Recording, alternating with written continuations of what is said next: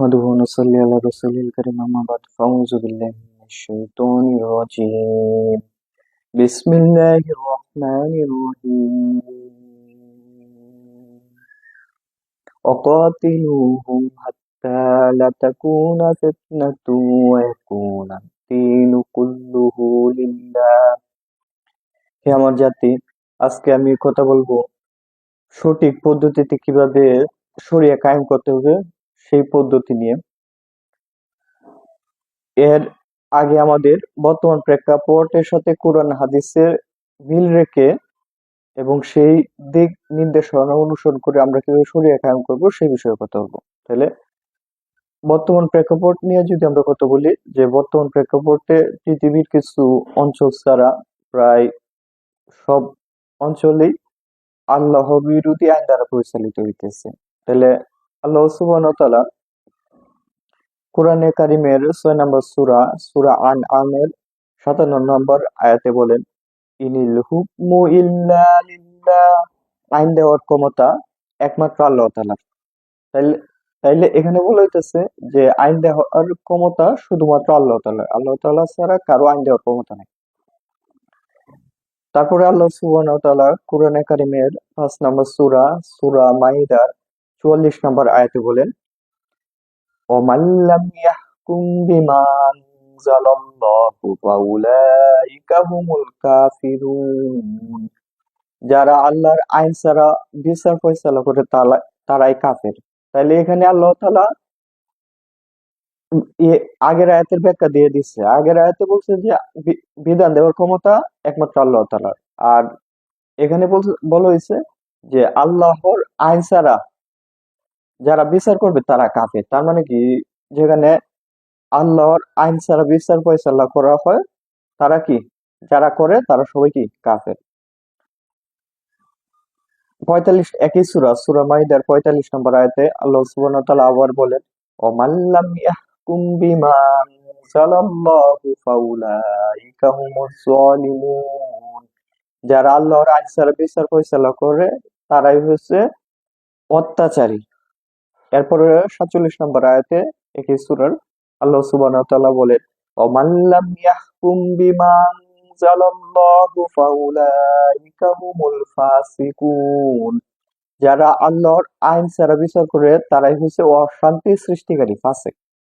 আচ্ছা, তাহলে এখান থেকে আমরা পরিষ্কার হয়ে গেলাম যেখানে আল্লাহর বিধান অনুযায়ী বিচার করা হয় না সেখানে কি তারা কাফের হয়ে যায়, ফাসিক হয়ে যায়, তারা জালেম হয়ে যায়। তাহলে এখন আমাদের এই প্রেক্ষাপটে আমরা কি করব? এই প্রেক্ষাপটে যে বিষয়টা আমরা বলতে পারি, কোরআনে কারিমের 4 নম্বর সূরা নিসার 59 নম্বর আয়াতে আল্লাহ সুবহানাহু ওয়া তাআলা বলেন, ইয়া আইয়ুহাল্লাযীনা আমানু আতিউল্লাহা ওয়া আতিউর রাসূলা ওয়া উলিল আমরি মিনকুম ফাইন তানাযাতুম ফি শাইইন ফারুদ্দুহু ইলাল্লাহি ওয়ার রাসূলি ইন কুনতুম তু'মিনুনা বিল্লাহি ওয়াল ইয়াউমিল আখির যালিকা খায়রু ওয়া আহসানু তা'ওয়ীলা, যে হে ঈমানদাররা, তোমরা আল্লাহর আনুগত্য করো, আল্লাহর শাসকদের আনুগত্য, রাসূলের আনুগত্য করো এবং শাসকদের আনুগত্য করো। যদি তোমাদের মধ্যে কোনো বিষয় নিয়ে মতবিরোধ ঘটে, তাহলে সেই মতবিরোধ মীমাংসার দায়িত্ব আল্লাহ এবং আল্লাহর রাসূলের, যদি তোমরা সত্যিকার অর্থে আল্লাহ এবং পরকালে বিশ্বাস করো, আর এটাই তোমাদের জন্য কল্যাণকর এবং ফলাফলও এটা অতি কল্যাণকর। তাইলে আল্লাহ সুবহানাহু ওয়া তাআলা বলতেছেন যে তোমরা আমার আনুগত্য করো, আমার রাসূলের আনুগত্য করো এবং শাসকদের আনুগত্য করো। এখন কোন শাসকদের আনুগত্য করা যাবে, আবার কাদের করা যাবে না? যে শাসকরা আল্লাহর আইন অনুযায়ী দেশ পরিচালনা করে, রাষ্ট্র পরিচালনা করে, তাদের আইন মানতে হবে। তাদের আইন মানে কি, ফরজ। কিন্তু যারা আল্লাহর আইন অনুযায়ী বিচার ফয়সালা করে না, রাষ্ট্র পরিচালনা করে না, তারা কি, তারা নিজেরাও কাফের এবং আল্লাহর আইন ছাড়া আল্লাহর আইন ছাড়া যা কিছু আছে সবগুলো হচ্ছে তাগুত।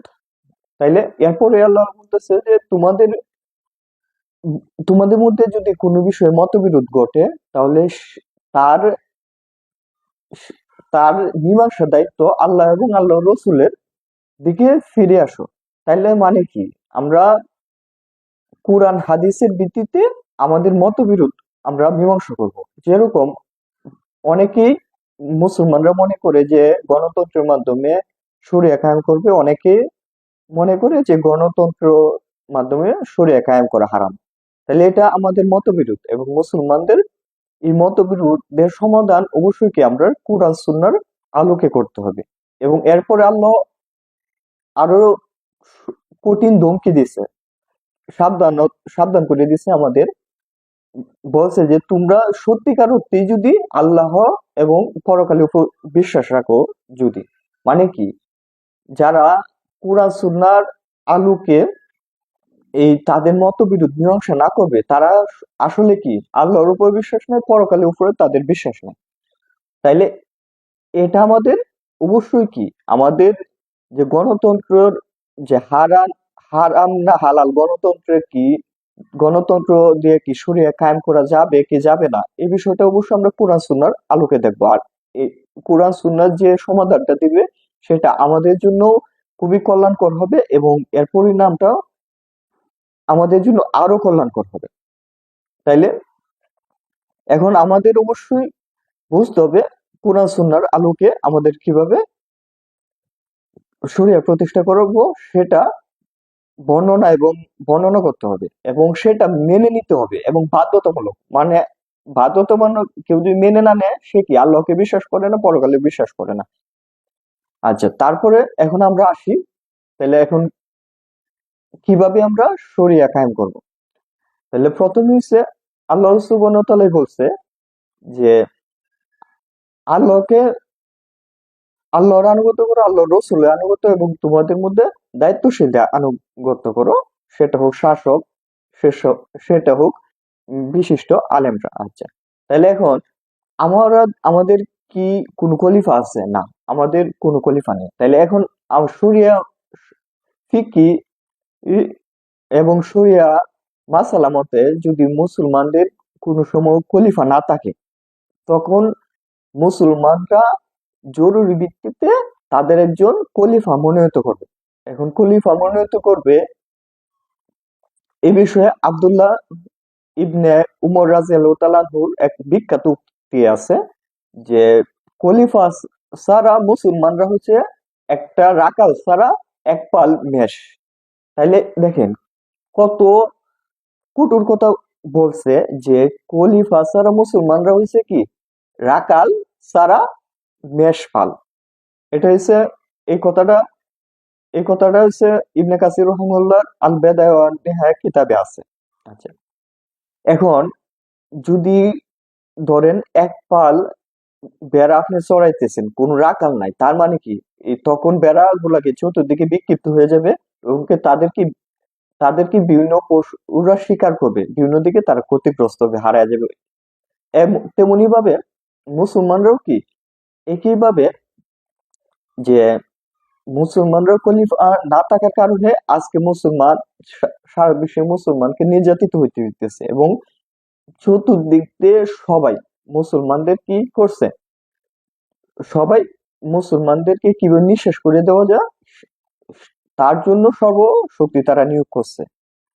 আমাদের সাহাবায়ে কেরাম আমাদেরকে আরো আগে সব বিষয় আমাদেরকে স্পষ্ট করে দিয়ে গেছে, এবং এবং খলিফা নির্বাচন এটা কতটুকু গুরুত্বপূর্ণ আমরা যদি আগে বুঝতে চাই, তখন রাসূলুল্লাহ সাল্লাল্লাহু আলাইহি সাল্লামের মৃত্যুর পর তাহার লাশ দাফন করা হয় না, যতক্ষণ পর্যন্ত না খলিফা নির্বাচন করা হয়েছে। তাইলে তারপরে উমর রাদিয়াল্লাহু তাআলা আনহু কি করছে, একজন খলিফা নির্বাচন করে দেখেছে। এখন অনেকে একটা প্রশ্ন বলে যে খলিফা নির্বাচনের পদ্ধতি কি। এক বক্তা তো বলেই ফেলছে যে খলিফা নির্বাচনের ইসলামের কোনো নির্দিষ্ট পদ্ধতি নাই খলিফা নির্বাচনের বা শাসক নির্বাচনের। আমরা ইসলামে যারা এই কথা বলে যে ইসলামের কোন নির্দিষ্ট পদ্ধতি নাই, তার মানে কি তারা বোঝায় যে ইসলাম স্বয়ংসম্পূর্ণ না। এরকম মনে করা যাবে না। ইসলামের পদ্ধতি না, যারা না জানে, তারা না জানার কারণে বলতে পারে যে আমি জানি না, কিন্তু না জানার কারণে যদি বলে যে নির্দিষ্ট পদ্ধতি নেই, ইসলামে ছোটখাটো সামান্য উজু ইস্তেঞ্জা ছোটখাটো বিষয়ের সম্পর্কে কি নির্দিষ্ট বিধান দেওয়া আছে, এবং একাধিক একাধিক হাদিসও বর্ণনা করা আছে। তাইলে খলিফা নির্বাচনে কোনো নির্দিষ্ট পদ্ধতি নেই, এটা বলা চরম বোকামি এবং চরম মূর্খতা। খলিফা নির্বাচনের পদ্ধতি হচ্ছে শুরা কমিটি বা পরামর্শের মাধ্যমে। রাসূলুল্লাহ সাল্লাল্লাহু আলাইহি সাল্লাম যখন মারা গেছে, তখন বিশিষ্ট সাহাবায়ে কেরাম তারা কি করছে, উমর আবু বকর সিদ্দিক রাদিয়াল্লাহু তাআলা আনহুকে খলিফা নির্বাচিত করছে। এখানে বুঝতে হবে সবাই এখানে অংশগ্রহণ করে নাই, এবং এখানে বিশিষ্ট এবং নেতৃত্বস্থানীয় সাহাবায়ে কেরামের মতামত অনুযায়ী তারা কি করছে, খলিফা নির্বাচন করছে। তারপর উমর রাদিয়াল্লাহু তাআলা আনহু নির্বাচনের ক্ষেত্রেও একইভাবে আবু বকর সিদ্দিক রাদিয়াল্লাহু তাআলা আনহু সাহাবায়ে কেরামের সাথে পরামর্শ করে উমর রাদিয়াল্লাহু তাআলা আনহুর নাম ঘোষণা করছে। তবে এখানে বিষয় হচ্ছে যে এখানে একজনের নাম ঘোষণা করা যাবে খলিফা হিসেবে, তবে তিনি ওই উম্মতে মুহাম্মাদীর শ্রেষ্ঠ ব্যক্তি হইতে হবে, এবং তার সাথে তার রক্তের সম্পর্ক থাকতে পারবে না। উমর রাদিয়াল্লাহু তাআলা আনহুর সাথে আবু বকর সিদ্দিক রাদিয়াল্লাহু তাআলা আনহুর রক্তের সম্পর্ক ছিল না। মোট কথা হচ্ছে এখানে মশওয়ার ভিত্তিতে খলিফা নির্বাচন করা হয়েছে, এবং উসমান রাদিয়াল্লাহু তাআলা আনহুর নির্বাচন পদ্ধতি 6 জন সাহাবীর মশওয়ারার ভিত্তিতে তারা নির্বাচন করা হয়েছে। এখানে কোনো পদপ্রার্থী হইতে পারবে না। মুসলিম শরীফের 4717 নম্বর হাদিসে আসছে, রাসূলুল্লাহ সাল্লাল্লাহু আলাইহি সাল্লাম বলছেন যে আল্লাহর কসম, আমরা ওইসব বিষয়ে কাউকে নেতা নির্বাচন করব না যে নেতা নেতা হইতে চায় বা নেতৃত্ব প্রতি তার মনে আকাঙ্ক্ষা থাকে। তার মানে যার মনে নেতৃত্বের আকাঙ্ক্ষা আছে বা নেতা হইতে চায়, নেতৃত্ব পেতে চায়, তাকে আমরা অবশ্যই কি নির্বাচন করব না। এখন যে একটা পদ্ধতি আছে গণতন্ত্রের মাধ্যমে কি নিজে কি পদপ্রার্থী হইতে হয়, যে আমি কি পদপ্রার্থী, আমাকে ভোট দেন, তাইলে এটা সম্পূর্ণভাবে ইসলামে হারাম। ওই সময় কেউ বলতে পারবে না না যে কোনো সাহাবায়ে কেরাম যে বলছে আমি খলিফা, আমাকে তোমরা খলিফা হিসেবে মনোনীত করো, আমি পদপ্রার্থী, এরকম কোনো নজির নাই, এবং রাসূলুল্লাহ সাল্লাল্লাহু আলাইহি সাল্লাম এটা নিষেধ করে গেছে।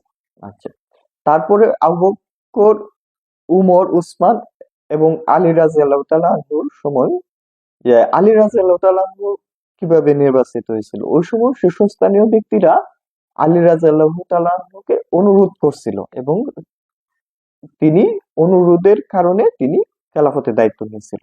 তাহলে এটা আমরা পরিষ্কার যে কেউ কি হইতে পারবে না, পদপ্রার্থী হইতে পারবে না, এবং মুসলমানদের প্রথম কাজ হয়েছে খলিফা নির্বাচন করা।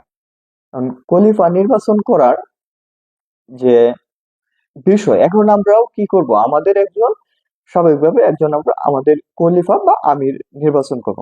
আচ্ছা, তারপরে আমরা আমির নির্বাচন করলাম। এখন তারপরে আমরা কি করব?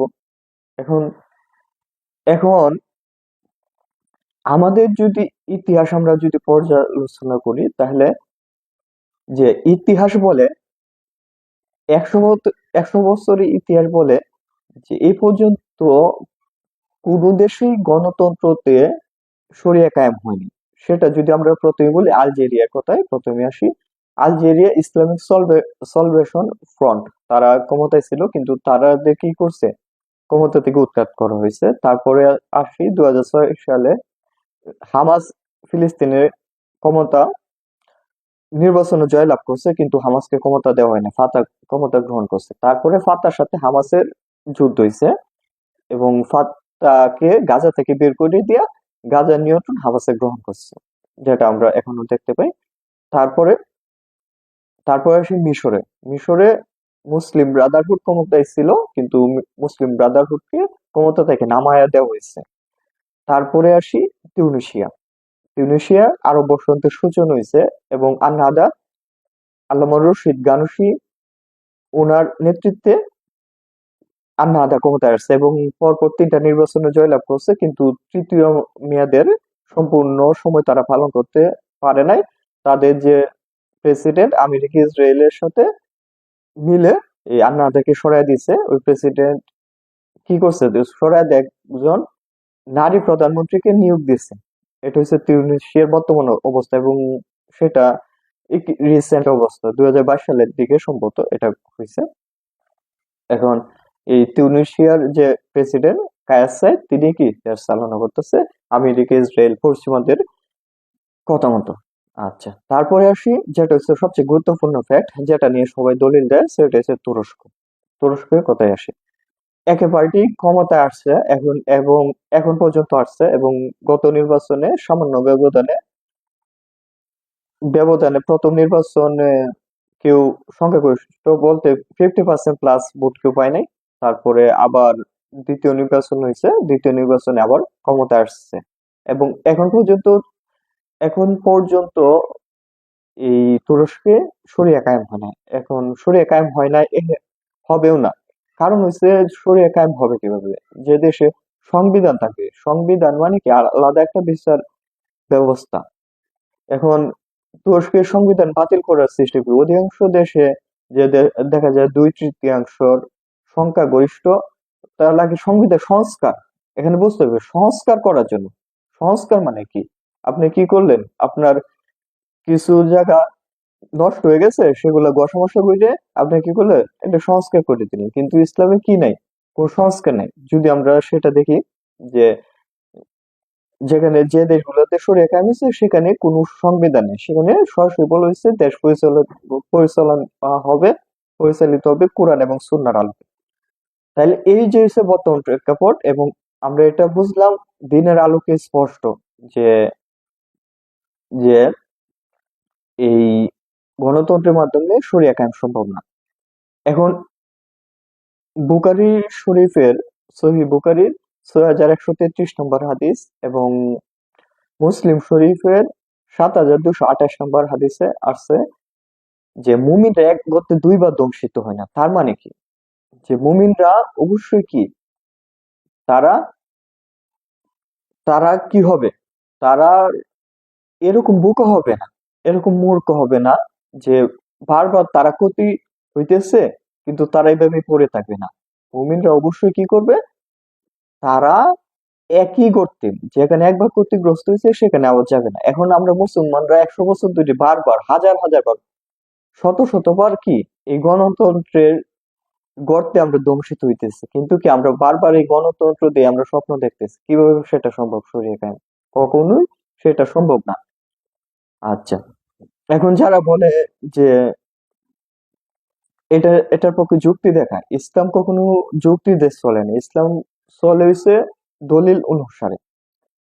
এখন যুক্তি যে দেখা, যুক্তি কিভাবে দেখান, অনেকে বলে যে এখন তো আমরা গণতন্ত্র দেই, আমার গণতন্ত্র হারাম কিন্তু গণতন্ত্রের মাধ্যমে আমরা যেতে হবে। তাদের এই যুক্তি কি, তাদের যুক্তি দেখেন, এক জায়গায় কি পানি পাওয়া গেল না, তারা কি এখানে কি, তারা কি সেখানে কি তারা প্রস্রাব দেখি অজু করবে? এরকম না, সেখানে এর ইসলামের বিধান নির্দিষ্ট, যেখানে পানি পাওয়া যাবে না সেখানে তায়াম্মুম করবে। তেমনি ভাবে যেখানে শরিয়ার আইন প্রতিষ্ঠিত না সেখানে শরিয়া প্রতিষ্ঠিত হবে, নিয়ম নীতি ইসলামে দেওয়া আছে। আচ্ছা, এখন ইসলামের ইসলামের শরিয়া কিভাবে প্রতিষ্ঠিত হবে? ইসলামের শরিয়া প্রতিষ্ঠিত হবে যে আমি যে আয়াতটা তেলাওয়াত করছি প্রথমে, কোরআনে কারিমের 8 নম্বর সূরা, সূরা আনফালের 39 নম্বর আয়াত। আল্লাহ সুবহানাহু ওয়া তাআলা বলেন, وقاتلوهم حتى لا تكون فتنة ويكون الدين كله لله। তোমরা ততক্ষণ পর্যন্ত যুদ্ধ করতে থাকো যতক্ষণ পর্যন্ত না ফিতনা নির্মূল হয় এবং দিন আল্লাহর জন্য নির্দিষ্ট না হয়। এখানে কিন্তু অকাতিলুহুম, কতল মানে যুদ্ধের কথা বলা হয়েছে। তারপরে আল্লাহ সুবহানাহু ওয়া তাআলা কোরআনে কারিমের 2 নম্বর সূরা, সূরা বাকারার 216 নম্বর আয়াতে বলেন, এই 216 নম্বর আয়াত এবং একই সূরা বাকারার 183 নম্বর আয়াত, এই দুইটা আয়াত। এখন যেহেতু রমজান মাস, 183 নম্বর আয়াতে আল্লাহ সুবহানাহু ওয়া তাআলা বলেন, ইয়া আইয়ুহাল্লাযীনা আমানু কুতিবা আলাইকুমুস সিয়ামু কামা কুতিবা আলাল্লাযীনা মিন ক্বাবলিকুম লাআল্লাকুম তাত্তাকুন। হে ঈমানদাররা, তোমাদের উপর রোজাকে ফরজ করা হয়েছে যেমনি ভাবে ফরজ হয়েছিল তোমাদের পূর্ববর্তীদের উপর, যাতে করে তোমরা তাকওয়া অর্জন করতে পারো। একইভাবে 216 নম্বর আয়াতে আল্লাহ সুবহানাহু ওয়া তাআলা বলেন, কুতিবা আলাইকুমুল কিতালু ওয়া হুয়া কুরহুল লাকুম।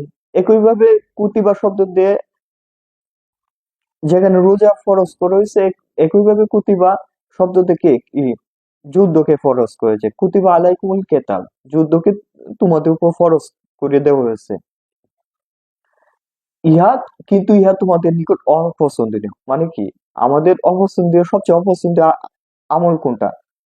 এই যুদ্ধ করা। কারণ কি, এর থেকে রিক্সের, এর থেকে ত্যাগ, কুরবানি করা অন্য কোনো আমলে নাই।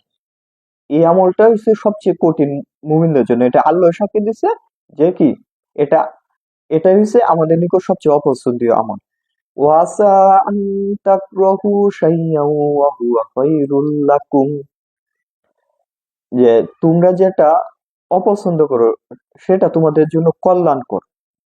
যে বর্তমান প্রেক্ষাপটে যদি আমরা চিন্তা করি, আমাদের জন্য গণতন্ত্র আমাদের খুবই পছন্দের, এটার মধ্যে রিস্ক কম। সেটা আল্লাহ সুবহানাহু ওয়া তাআলা বলতেছে, এটা তোমাদের, মনে করো যে গণতন্ত্র তোমাদের জন্য খুবই ভালো, এটার মধ্যে রিস্ক কম। আবার তোমরা যুদ্ধকে তোমরা কি মনে করো যে এটা খুবই কঠিন একটা কাজ, তাহলে এটাকে তোমরা অপছন্দ করো। ওয়াসা আন তুহিব্বু শাইয়ান ওয়া হুয়া শাররুল লাকুম। যেটা তোমাদের নিকট পছন্দনীয় সেটা তোমাদের জন্য অকল্যাণকর। মানে কি, গণতন্ত্র আমাদের কাছে পছন্দনীয়, যুদ্ধ আমাদের কাছে অপছন্দনীয়। আল্লাহ বলতেছে যে যেটা তোমাদের কাছে পছন্দনীয় সেটা তোমাদের জন্য অকল্যাণকর, আর যেটা পছন্দনীয় সেটা, যেটা অপছন্দনীয় সেটা তোমাদের জন্য কল্যাণকর, আর যেটা পছন্দনীয় সেটা কি অকল্যাণকর। আল্লাহু ইয়ালামু ওয়া আনতুম লা তা'লামুন। আল্লাহ সব চাইতেই ভালো জানে, তোমরা কিছু জানে না। মানে কি, আমরা কিছু জানি, আমরা যে ধারণা মতো কথা বলি, আল্লাহ বলতেছে তোমরা কিছু জানো না। যে গণতন্ত্র তোমাদের কাছে পছন্দনীয়, কিন্তু এটার পরিণাম খুবই ক্ষতিকর। কিরকম ক্ষতিকর সেটা যদি আমরা 100 বছরের ইতিহাসে দেখি, লক্ষ লক্ষ মুসলমানরা এই গণতন্ত্রের মাধ্যমে শরিয়া কায়েম করতে গিয়ে তারা কি মারা গেছে। সেটা আমরা দেখছি যে আরব বসন্তের মধ্যে বিভিন্ন দেশে গণতন্ত্র কায়েম করার জন্য মুসলমানরা কি কি করছিল, মারা গেছে। এবং অনেকগুলো দেশ কি হয়েছে, ধ্বংস হয়ে গেছে এই গণতন্ত্রের মাধ্যমে। শরিয়া কায়েম করার জন্য গণতন্ত্র আন্দোলনের কারণে মুসলমানরা কি আজকে এই অবস্থা। এবং এই লক্ষ লক্ষ মুসলমানরা আজকে কি হয়েছে, নিহত হয়েছে। তাইলে আল্লাহ সুবহানাহু ওয়া তাআলা কত সুন্দরভাবে, আ- অনেক অনেক ভালোভাবে আমাদেরকে সবকিছু স্পষ্ট করে ব্যাখ্যা করছে, কিন্তু আমরা কোরআন হাদিস থেকে ব্যাখ্যা না নিয়ে আমরা যুক্তির মাধ্যমে ব্যাখ্যা নিই। যুক্তি, যুক্তির উপরে যুক্তি আছে, যারা যুক্তির কথা বলে তাদের জানা উচিত যুক্তির উপরে কি আছে, যুক্তি আছে। আচ্ছা, তারপরে আল্লাহ সুবহানাহু ওয়া তাআলা কোরআনে কারিমের 6 নম্বর সূরা, সূরা আনআমের 116 নম্বর আয়াতে বলেন, وَإِن تُطِيعْ أَكْثَرَ مَن فِي الْأَرْضِ يُضِلُّوكَ عَن سَبِيلِ اللَّهِ। তুমি যদি অধিকাংশ লোকদের কথা মেনে চলো, তাহলে তারা তোমাকে আল্লাহর দিন হতে বিচ্যুত করে ছাড়বে। তাহলে যেখানে আল্লাহ সুবহানাহু ওয়া তাআলা নবীকে বলতেছে, তুমি যদি অধিকাংশ লোকের কথা মেনে চলো, তাহলে তারা কি করবে, তোমাকে আল্লাহর দিন হতে বিচ্যুত করে ছাড়বে। তাহলে গণতন্ত্র মানে কি, মেজরিটি।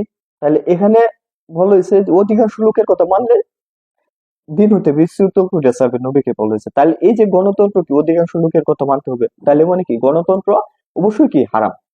তারপরে আবার কোরআন কারিমের 6 নম্বর সূরা সূরা আনআমের 159 নম্বর আয়াতে বলছে, ইন্নাল ইন্নাল্লাযী ফাররাকু দীনাহুম ওয়া কানু শিয়া'আন লাস্তা মিনহুম ফী শাইইন। যারা নিজের দিনকে টুকরা টুকরা করে নিজেরা বিভিন্ন দলে উপদলে বিভক্ত হয়ে গেছে, তাদের কোনো দায়িত্ব তোমার উপরে নেই। এখানে নবীকে বলতেছে যারা নিজেদের দিনকে কি করছে টুকরা টুকরা করে নিজেরা বিভিন্ন দলে উপদলে বিভক্ত হয়ে গেছে, তাদের কোনো দায়িত্ব তোমার উপরে নেই। এই যে এখানে ডেমোক্রেসি বা গণতন্ত্রের কথা কি বিভিন্ন দল তৈরি করা। এখন দল কি বিভিন্ন দল, এক দল আরেক দলকে কখনো কি তারা মানে না, এক দল আরেক দলকে কি করে হিংসা বিদ্বেষ, উম, একদল আরেক দলকে হিংসা বিদ্বেষের মাধ্যমে তারা কি করে সবসময় একদল আরেক দলের পিছে লেগে থাকে এবং কি একদল আরেক দলের ক্ষতি করার চেষ্টা করে। এই যে এখানে আল্লাহ সুবহানাহু ওয়া তাআলা বলতেছে যে যারা বিভিন্ন দল সৃষ্টি করছে, ছোট বড় বিভিন্ন দল সৃষ্টি করে না, যারা বিভিন্ন দলে উপদলে বিভক্ত হয়ে যাবে, তাদের কোনো দায়িত্ব আমাদের নবীর উপরে নাই। তাহলে এখানে যে বিভিন্ন দল তৈরি করছে, এগুলোর দায়িত্ব অবশ্যই রাসূল আমাদের নবী বহন করবে না, কারণ আমাদেরকে আল্লাহ সুবহানাহু ওয়া তাআলা আগে সতর্ক করছে। এখন মুসলমানরা কি করবে? মুসলমানরা একদল। কোরআনে কারিমের 3 নম্বর সূরা সূরা আলে ইমরানের 103 নম্বর আয়াতে আল্লাহ সুবহানাহু ওয়া তাআলা বলেন, ওয়াতাসিমু বিহাবলিল্লাহি জামিআন ওয়া লা তাফাররাকু, যে তোমরা পরস্পর বিচ্ছিন্ন হয়ো না, তোমরা সবাই মিলে শক্ত করে আল্লাহর রজ্জুকে আঁকড়ে ধরো। তাহলে এখানে বলা হয়েছে যে মুসলমানদের মধ্যে কোনো দল হতে হবে, সবাই মিললে আল্লাহর রশিকে আঁকড়ে ধরো, সবাই মিলে এক থাকতে হবে। এখন মুসলমানরা যে এক থাকবে, গণতন্ত্র ভিত্তি হচ্ছে বহুদলীয় গণতান্ত্রিক ব্যবস্থা। তাহলে এখানে মুসলমানরা একজন আরেকজনের শত্রু। এখন এই গণতন্ত্র যাওয়ার পরে মুসলমানরা এত শত্রুতা বাড়ছে যে এখন মুসলমানরা কি, যে একটা ফ্যামিলির, একটা পরিবারের সবচেয়ে বড় শত্রু, আমরা যদি গ্রামের কথা বলি, একটা পরিবারের সবচেয়ে বড় শত্রু তার প্রতিবেশীরা। এবং এখানে বায়ে বায়ে, এক ভাই এক দল আরেক ভাই আরেক দল, মানে কি পরিবারের মধ্যে কি বিবাদ সৃষ্টি করে দিচ্ছে এই গণতন্ত্রের মাধ্যমে।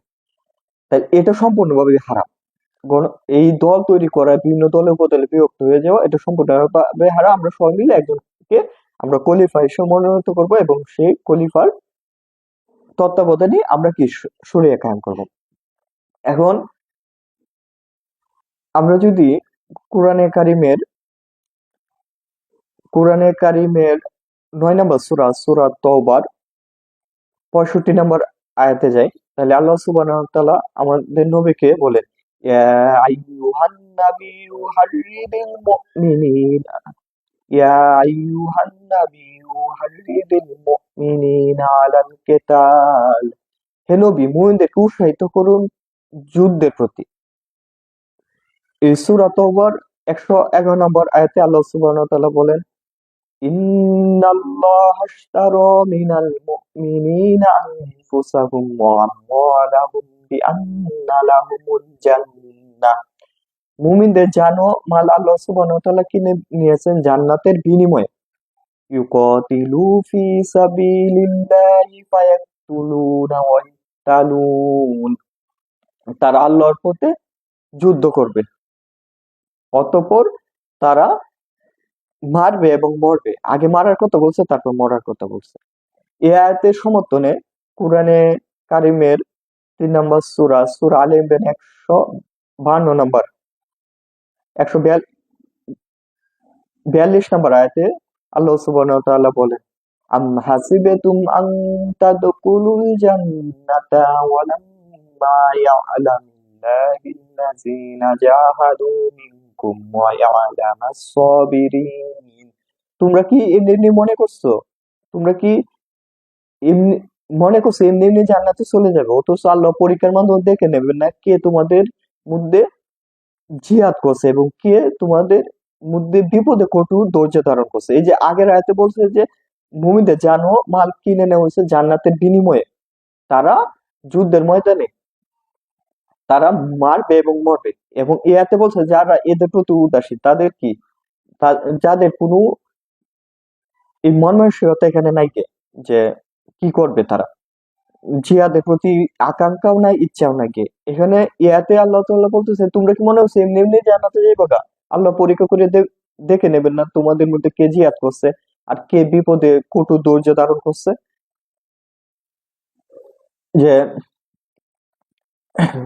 মুসলিম শরীফের 292 নম্বর হাদিসে রাসূলুল্লাহ সাল্লাল্লাহু আলাইহি সাল্লাম বলেন যে কিয়ামত পর্যন্ত একটা দল থাকবে যারা হকের উপর প্রতিষ্ঠিত থেকে বাতিলের বিরুদ্ধে যুদ্ধ করতে থাকবে। তাইলে এই যে একটা দল অবশ্যই থাকবে কিয়ামত পর্যন্ত, যারা কি করবে, বিজয়ী থাকবে, হকের উপর প্রতিষ্ঠিত থাকবে এবং বাতিলের বিরুদ্ধে তারা কি করবে, যুদ্ধ চালাতে থাকবে। এবং তারা কি সর্বশেষ ঈসা আলাইহিস সালামের সাথে মিলিত হবে। মানে এটা কিন্তু বন্ধ হবে না। জিহাদ কি এক মুহূর্তের জন্য কি কখনো বন্ধ হবে না। তাহলে একটা দল অবশ্যই থাকবে, আমাদের সেই দলটাকে অবশ্যই চিনে নিতে হবে। এখন এখন মুসলমানদের যে এই অধঃপতন, এটার জিহাদ না চেনার কারণে, এই দলকে না চেনার কারণে এবং জিহাদের প্রতি অনাগ্রহতার কারণে।